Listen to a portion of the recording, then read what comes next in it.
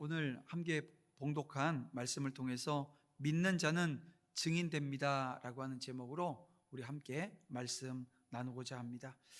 여러분, 엠마오로 가던 두 제자에게 이 부활하신 예수님을 만난 사건은 그들의 인생에 있어서 큰 전환점이 되었습니다. 부활하신 예수님을 만난 사람들은 여러분 예전의 삶으로 돌아갈 수 없기 때문에 그렇습니다. 부활하신 예수님을 만난 사람, 예수님에 대한 성경에 기록되어진 모든 말씀을 깨닫게 되어진 자들에게는 하나님께서는 새로운 사명이라고 하는 것을 주셔요. 그것은 참으로 영광스럽고 복된 사명인 것입니다. 여러분, 목적지인 엠마오에 이르렀을 때 예수님은 그 마을에 들어가지 않으시고 더 가려고 하셨던 것을 우리가 오늘 본문에서 보게 되어집니다. 하지만 예수님의 가르침에 푹 빠져 있었던 이 두 제자는 예수님이 자신들과 함께 유하기를 강권했다고 성경은 기록하고 있습니다. 29절 말씀을 보게 되어지면 이 강권하다라고 하는 이 말씀이 있는데요, 이게 파라비아 조마이라고 하는 말씀입니다. 힘을 다해서 간청해서 억지로 무엇인가를 하게 하다라고 하는 뜻을 가지고 있습니다. 그러니까 지금 이 제자들은 예수님을 붙잡고 지금 때를 쓴 것입니다. 왜요? 말씀의 맛을 보았기 때문에 그래요. 머리로만 알고 있었던 그 말씀이 어떻게 된 거예요? 주님께서 말씀해 주실 때 그 깊이를, 그 넓이를 이해하는 그 기쁨을 맛보게 되어졌다는 것입니다. 그래서 이런 은혜와 이 기쁨을 맛본 사람은 시간 가는 줄을 모릅니다. 그래서 예수님께 말씀을 더 가르쳐 달라고 지금 간청하고 있는 겁니다. 그러나 그들은 자신과 함께 계신 분이 예수님이라고 하는 사실을 여전히 지금 모르고 있습니다. 예수님이 떡을 떼어 축사하여 주시고 나누어 주실 때 비로소 그들의 눈이 밝아졌다는 거예요. 무슨 의미입니까? 여러분, 오늘 우리의 눈은 어느 우리의 지식이나 어느 우리가 어떤 노력을 한다고 해서 그 눈이 띄어지는 것이 아니라 주님이 오늘 우리에게 찾아와 주시고 오늘 우리에게 은혜 주셔야 그 눈이 띄어지는 거예요. 여러분, 오늘 우리가 성찬 예식을 했는데요, 이 성찬 예식, 오늘 지금 본문에도 엠마오에서 이 두 제자와 지금 예수님께서는 성만찬을 하고 있는 것입니다. 오늘도 지금 우리가 성만찬을 했잖아요. 여러분, 이 시간 주님이 오늘 우리의 여러분 어두웠던 눈, 그 절망 가운데서 허우적댔던 오늘 우리에게 새 힘을 주시고 눈을 활짝 띄워주시는 은혜가 있기를 주님의 이름으로 축원함을 드립니다. 우리도 제자들이 누린 그 은혜를 구하지 않을 수가 없습니다. 그 은혜를 입어야 여러분 영적인 눈이 밝아지게 되어지는 거예요.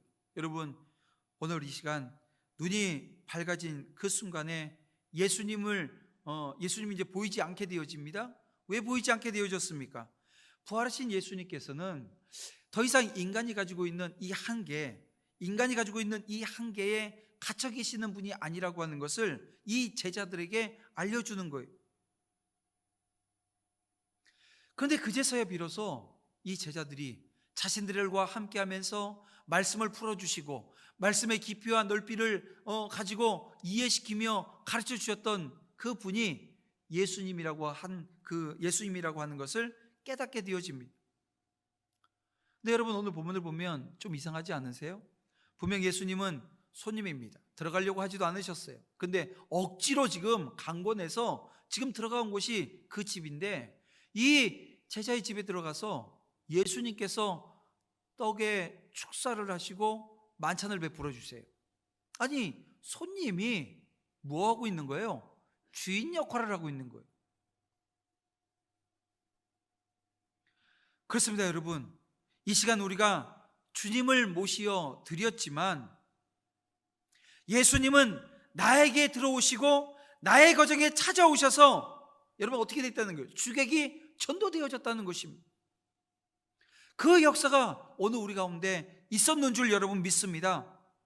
이처럼 부활하신 예수님이 주인 되어 주실 때 여러분 오늘 우리의 삶에 질서가 잡히기 시작하는 거예요. 내가 무엇을 해야 되는지, 내가 가야 될 길은 어떤 길인지 여기에 대한 해답을 우리가 발견하게 되더라는 것입니다. 여러분 보세요. 지금 오늘 본문에 이 제자들, 부활의 주님을 믿게 된 그들은 어떻게 합니까? 조금도 지체하지 않고 엠마오로 떠나서 예루살렘으로 돌아가 버렸습니다. 그리고 무엇을 합니까? 부활하신 예수님을 증언하는 역할을 감당하고 있어요. 모든 것이 정상이 되고 여러분 회복이 되는 길은 우리의 지혜에 있지 않다라고 하는 것을 본문을 통해서 우리는 깨닫지 않을 수가 없습니다. 오늘 우리가 행복을 추구하며 살잖아요. 다 행복하기를 원하잖아요. 근데 이 행복하게 되는 일도 여러분 내가 능력이 있으면 행복해질까요? 내가 의지하게 되어지면, 내가 그 행복을 하겠다고 뭔가를 의지하고 또 내 자신을 의지하고 살면 행복해질까요? 아니라는 거예요. 우리의 삶의 질서와 평안과 행복은 예수님이 오늘 우리의 삶의 주인 되어 주실 때 여러분 일어나게 되어지는 일입니다.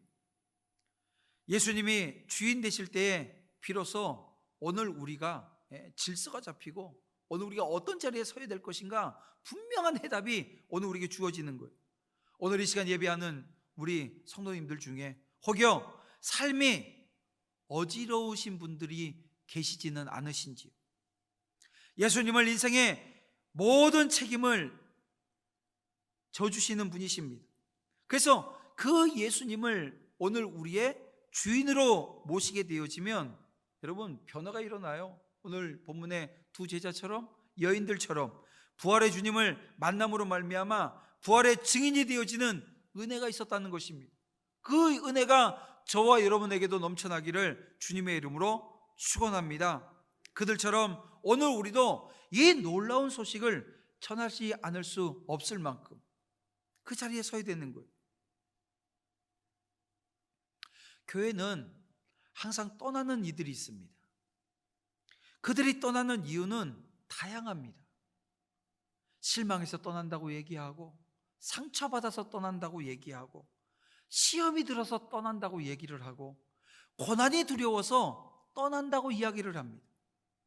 나름대로 이야기를 들어보면요 다 타당성이 있고 정당한 것처럼 들려요.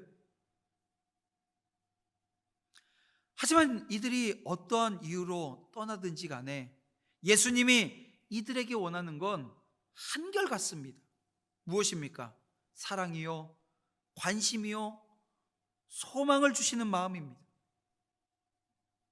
바로 이러한 예수님이 계시기에 이 교회를 떠나는 이들로만 가득한 곳이 교회가 아닙니다. 떠난 길에서 돌이켜 소망과 또 은혜와 감격을 안고 돌아오는 이들이 교회 안에 여전히 있습니다.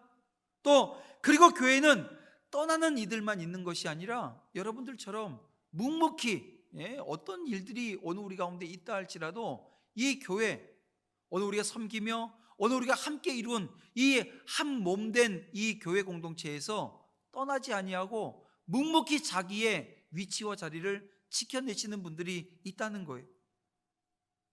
또한 이런 성도들은 떠나보내기도 하지만 돌아오는 이들을 맞이하는 기쁨도 있어요. 더 나아가서 이들에게는 돌아오는 자들이 미처 알지 못하는 특별한 은혜가 있다는 거예요. 여러분 어떤 은혜일까요? 주님께서 오늘 묵묵히 어떤 환경, 어떤 그 상황 가운데서도 이 자리, 오늘 예배하는 이 자리를 지켜내고 있는 믿음의 종들에게 어떤 은혜를 주십니까? 돌아보고 섬기는 은혜예요. 자기를 돌아보는 것이 아니라 주위를 돌아봐요. 성도들을 섬겨요. 저는 성경을 보면서 왜 탕자의 형은 이 기쁨과 감사가 없었을까 생각해 보게 되어집니다. 바로 이 남은 자에게 주시는 은총을 그가 모르기 때문 아니었을까요? 사랑하는 성도 여러분, 이제 주님이 원하십니다. 돌아오는 자가 남은 자를 귀하게 여기듯 남은 자 역시 예수님과 함께 돌아오는 자를 어떻게 해요? 사랑의 마음으로 품어주기를 말입니다. 자, 오늘 본문 36절 말씀을 보게 되어지면 부활하신 예수님께서 제자들 가운데 임하시는 장면이 기록되어져 있습니다. 근데 그때는 바로 이 엠마오 도상에서 돌아온 두 제자, 이 두 제자가 남은 제자들과 대화를 나누고 있을 때였습니다. 근데 보세요, 이들의 관계가 여러분 인간적으로 보게 되어지면 좋은 관계라고 생각하세요? 그렇지 않습니다. 좀 전에도 말씀드렸지만 이 두 명의 제자는 떠난 자들이에요. 다시 말하면 그 위기 가운데 고난의 현장에서 고난받지 않겠다고 어쩌면 이 남아있는 11명의 제자들에게는 배신자들과 같은 자들입니다. 배신한 거예요. 떠나버렸으니까요. 그런데요, 이들에게 감정의 대립의 양상이 오늘 본문에 기록되어져 있습니까? 없습니다. 돌아온 자들은 돌아온 자들답게 부활의 증인으로서 그 증인의 역할을 감당하고 있고요. 남아있는 그 남은 자들은 어떻게 하고 있습니까? 먼저 듣는 겸손함을 보여주고 있다는 거예요. 무엇보다도 중요한 것은 이들이 부활하신 예수 그리스도로 말미암아 온전히 하나가 되었다라고 하는 것입니다. 왜요? 중심에 부활하신 예수님이 계신 겁니다. 이들의 생각이나 말이나 행동 속에 예수님이 계셨습니다. 그러자 예수님께서 몸으로 이들 가운데 임재해 주셨습니다. 그리고 첫 마디가 무엇이에요? 평강이 있을지어다. 38절에 어찌하여 두려워하며 어찌하여 마음에 의심이 일어나느냐라고 꾸짖기도 하셨지만 예수님이 꾸짖으시고 책망하시기 위해서 찾아오신 것이 아닙니다. 첫 마디를 통해서 알잖아요. 평강이 있을지어다. 뭐예요? 주님이 지금 이 시간 이 부활하신 주님께서 이 제자들을 찾아오신 것은 위로하시고 그들에게 평강을 주시며 그들의 믿음을 회복시키기 위해서 오셨다라고 하는 것을 오늘 우리는 알게 되어집니다. 뭘 통해서요? 예수님의 첫 마디를 통해서 오늘 우리가 알게 되어지는 것입니다. 예수님은 그 상황 가운데 자신의 손과 발을 보여주시고 그들이 보는 앞에서 음식을 잡수시면서 부활을 분명하게 증명하셨습니다. 예수님이 자신의 부활을 친히 증명하실 그 이유가 없었음에도 왜 이렇게 스스로 지금 증명하시고자 하시는 겁니까? 바로 오늘 우리가 깨닫기를, 오늘 우리가 믿기를 원하시기 때문이에요.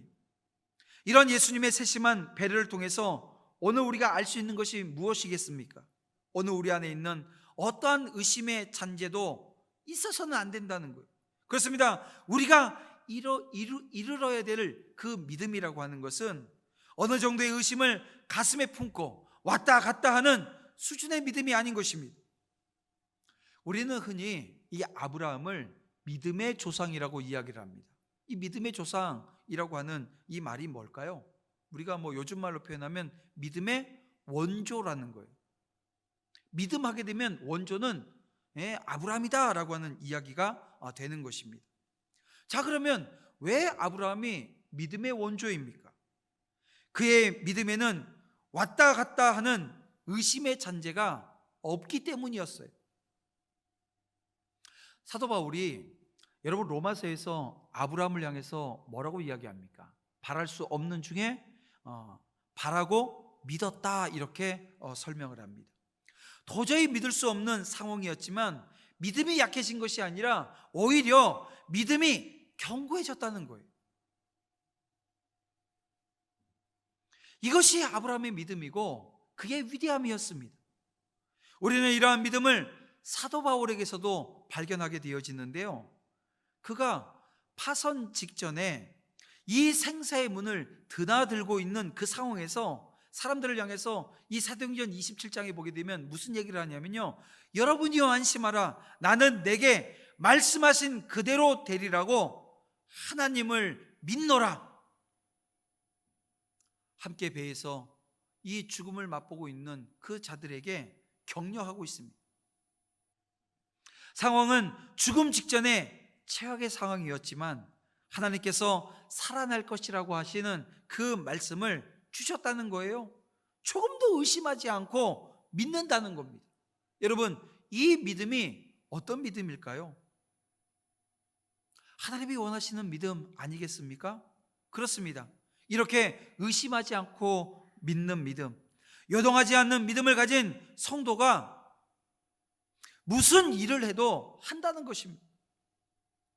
여러분, 아무리 외형적으로 보잘것없는 성도라고 할지라도 이런 믿음을 가지고 있는 사람이 여러분 큰 일을 해낼 수 있다는 거예요. 왜 예수님께서 이들에게 친히 당신의 부활하신 몸을 일일이 만져보라고 하셨겠어요? 바로 이것 때문입니다. 이것은 바로 마음속에 일말의 의심이나 또 거칠 것이 있어서는 안 된다라고 하는 여러분 예수님의 강력한 메시지 아니겠어요? 그런데도 부활에 대해서 아직 의구심을 가진 그 제자들을 위해서 예수님께서 어떻게 하십니까? 먹을 것을 달라고 얘기해서 음식을 드셔요. 여러분, 예수님께서 십자가에 못 박혀 죽으시고 사흘 만에 부활하셨으니까 며칠 동안 못 드신 거예요. 며칠 동안 못 먹었으면 배가 고프셔서 잡술 걸 지금 달라고 얘기하시는 거예요? 아니에요. 예수님께서 지금 부활하셨잖아요. 이 부활체에 대해서 지금 제자들에게 알려주는 겁니다. 부활의 신비에 대해서 제자들의 이해를 돕기 위해서 지금 드시는 거예요. 제자들의 연약함을 이해하셨기 때문에 지금 이 행동을 해서 제자들을 배려하시고 세우시고 회복하시며 강건하게 세워주시는 은혜의 역사가 이 장면에서 나오는 것입니다. 여러분, 이 일로 어떤 일이 벌어집니까? 이 일이 얼마나 힘이 되어졌는지 이 제자들이 이 얼마 지나지 않아서 강력한 복음 증거자들이 되지 않아요? 그들에겐 두려움이 없습니다. 후회도 없습니다. 교회를 세웁니다. 병자를 고칩니다. 환난을 넉넉히 견뎌냅니다. 수많은 영혼들에게 전도를 합니다. 주님의 배려와 세워주심으로 여러분 베드로가 나올 수 있었고 사울이 사도 바울이 되어지는 은혜의 역사가 이루어진 거예요. 누구보다도 의심 많고 연약했던 그들이 이렇게 변화되어질 수 있었던 이유, 그 하나는요, 바로 그들에게 실오라기 만한 그 의심조차도 모두 다 제거하시기 위한 그 주님의 관심과 배려와 또 보여주심 때문이라는 것입니다. 한마디로 이야기하면 주님이 하신 겁니다. 우리가 깨닫고 믿어서 소망 없는 자로 살지 않게 하시기 위함이라는 거죠. 예수님은 직접 보여주고 만지게 해서라도 오늘 우리가 믿기를 원하십니다. 우리를 향한 깊은 사랑입니다. 그 사랑이 우리를 부활의 증인으로 세우신 겁니다. 사랑하는 성도 여러분, 사랑 때문에 십자가에서 죽으시고 부활하신 예수님은 우리가 진정으로 복음을 믿고 그 은혜를 누리기를 원하셔요. 그리고 믿음에 이른 우리에게 증인의 사명을 주셨다는 것입니다.